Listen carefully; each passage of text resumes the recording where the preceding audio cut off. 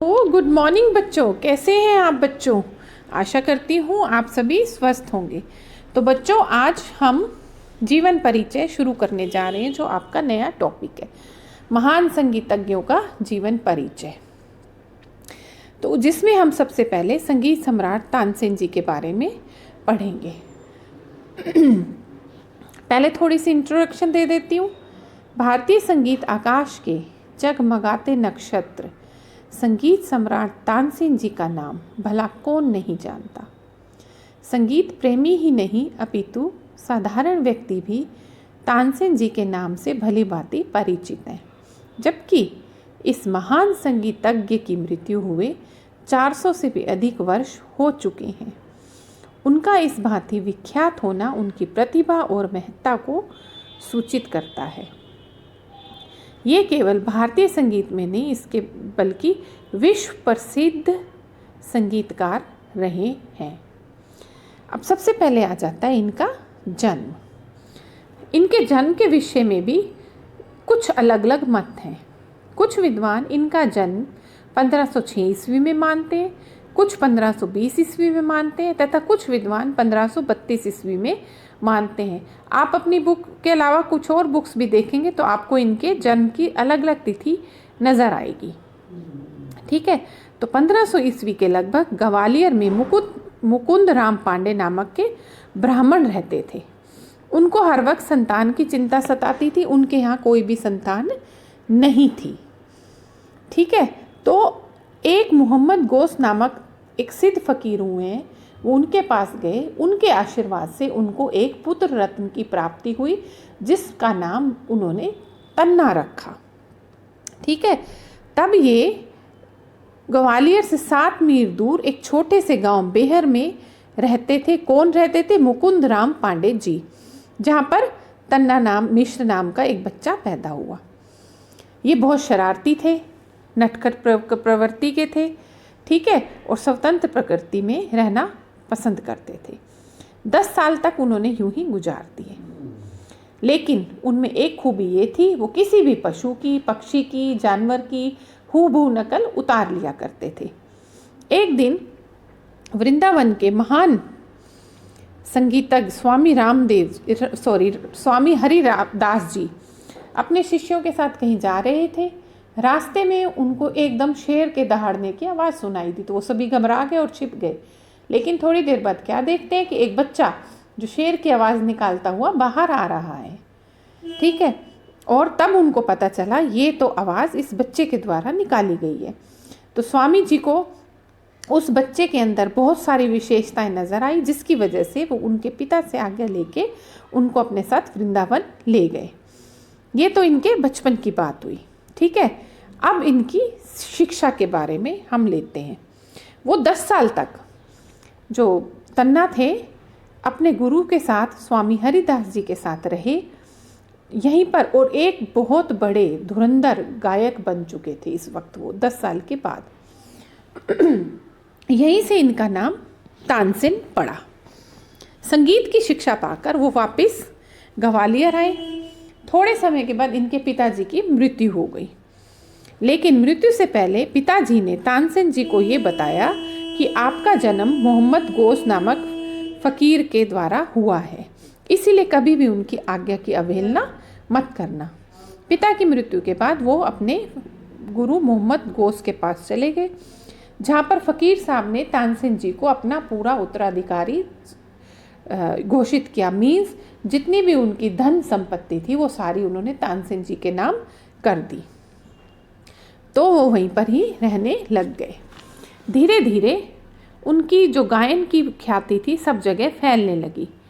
तो क्या है, कुछ समय के बाद वहाँ पर एक राजा मानसिंह हुए हैं, जहाँ पर वो फ़कीर साहब रहते थे ग्वालियर में। राजा मानसिंह, उनकी मृत्यु हो चुकी थी, लेकिन उनकी जो रानी थी मृगनयनी, उनसे तानसेन जी का परिचय हुआ। रानी मृगनयनी भी बहुत बड़ी गायिका थी। ठीक है, तो वो तानसेन जी की गायन से बहुत प्रभावित हुई। उन्होंने उनके ही मंदिर में शिक्षा देने पाने वाली हुसैनी नामक ब्राह्मणी, जो कि एक गायिका थी, उनसे तानसेन जी का विवाह करवा दिया। तानसेन जी के विवाह के बाद 4 पुत्र और 1 पुत्री हुई, जिनके नाम सूरत सेन, तरंग सेन, शरद सेन, बिलास खान रखे गए, जैसे कि आप यहाँ पर देख रहे हैं। और एक पुत्री हुई जिसका नाम उन्होंने सरस्वती रखा। ये सारे बच्चे भी गायकी में बहुत ज़्यादा निपुण थे। सभी बच्चे अपने समय के सर्वश्रेष्ठ कलाकार हुए हैं। धीरे धीरे तानसेन जी की ख्याति फैलने लगी तो एक रीवा जगह थी, वहाँ के नरेश का नाम था रामचंद्र जी। ठीक है, तो रीवा नरेश रामचंद्र जी ने जब तानसेन जी के बारे में सुना तो उनको अपने दरबार में बुलाया, उनके संगीत सुनाए और उन्हें अपना राजगायक नियुक्त कर दिया। रीवा नरेश के जो रामचंद्र जी थे उनके दोस्त थे अकबर, उस वक्त के बादशाह अकबर। उन्होंने रीवा में एक बार तानसेन जी का गायन सुना था, लेकिन जब वो बादशाह अकबर दिल्ली के सिंहासन पर बैठे तो उन्होंने उनसे तानसेन जी मांग लिया अपने दोस्त से। तो उन्होंने खुशी खुशी तानसेन जी को अकबर के दरबार में भेज दिया। वहाँ पर अकबर ने उनको अपने नवरत्नों में शामिल कर दिया। आप नवरत्न जानते हैं, एसएस में पढ़ते हैं कि अकबर बादशाह अकबर के दरबार में 9 रत्न थे, जिसमें से तानसेन जी भी एक थे। धीरे धीरे एक तरीके से उनकी गायकी इतनी अच्छी थी कि बादशाह अकबर भी तानसेन जी के गुलाम हो गए, जिसकी वजह से सब लोग उनसे चिढ़ने लगे। ये तो आप लोग भी जानते हैं, जो अच्छा काम करते हैं लोग उनसे चिढ़ते ही हैं। आप अपने चारों तरफ भी देख सकते हैं, ये हाथ कंगन को आरसी क्या, पढ़े लिखे को फारसी क्या, ये कहावत आपने सुनी है, वही लागू होती है। आप अगर अच्छा काम करते हो कुछ लोग खुश होते हैं, कुछ लोग आपसे जेलसी करते हैं, कुछ लोग चिढ़ते हैं। ये तो ह्यूमन टेंडेंसी है, नेचर है। तो सेम तानसेन जी के साथ भी यही हुआ, बाकी दरबारी जलने लग गए। तो उन्होंने मिलकर एक प्लानिंग की कि तानसेन जी को रास्ते से हटाया जाए। उस वक्त एक तानसेन जी ऐसे गायक थे जिनको दीपक राग गाना आता है। दीपक राग का क्या मतलब होता है वो भी मैं आपको बताती हूँ। दीपक राग जब गाया जाता है तो उसके अंदर से इतनी अग्नि निकलती है, उसकी जो सुर ताल अलाप तान होती है, ठीक है, तो चारों तरफ की चीज़ें जलनी शुरू हो जाती है, अग्नि लगनी शुरू हो जाती है। ठीक है बच्चों, तो बाकी दरबारियों ने ये किया कि हम इससे तानसेन जी से दीपक राग गवा के इनको जलवाएंगे। ठीक है, तो ये जो तानसेन जी की कुछ अलौकिक घटनाएं हैं उनमें आता है, तानसेन जी के जीवन के अलौकिक घटनाओं के अंदर आता है।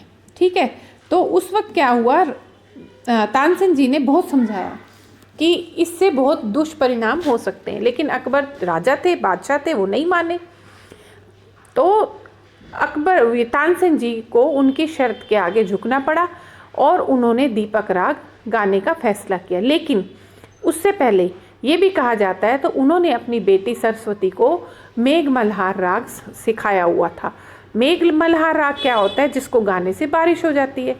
तो उन्होंने अपनी बेटी को ये सिखाया कि जब मैं दीपक राग गाऊं, अग्नि प्रज्वलित हो जाए तो आप मेघ मल्हार राग गाना, जिससे बारिश होके वो शांत हो जाए अग्नि।